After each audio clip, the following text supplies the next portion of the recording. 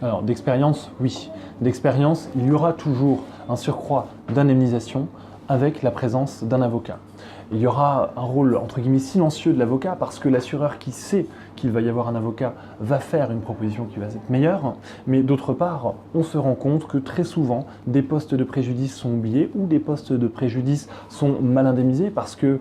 une victime ne sait pas combien peut être indemnisé un taux de souffrance endurée de l'ordre de 3 sur 7 avec telle ou telle circonstance dans les souffrances endurées, ou alors un déficit fonctionnel permanent à tel ou tel âge. Il y a pour ceux des barèmes qui sont évolutifs, il y a des pratiques jurisprudentielles, des critères qui sont pris en compte et qui sont nombreux, donc qui ne peuvent seuls être appréciés que par un avocat. D'expérience, on a de manière quasi systématique, pour 95% des dossiers, on a une plus-value de l'avocat sur le purement indemnitaire. Et à la marge, sur des dossiers de responsabilité médicale ou sur des dossiers de préjudice très importants, on peut avoir une énorme plus-value du fait de se faire assister par un avocat parce que on va faire réduire par exemple la faute de la victime qui était conductrice au moment de l'accident, parce que on va, en cadre d'une faute médicale, faire baisser le taux de perte de chance qui est estimé, ou faire augmenter au contraire le taux de perte de chance qui est estimé par le médecin expert, parce qu'on va la faire assister par un autre médecin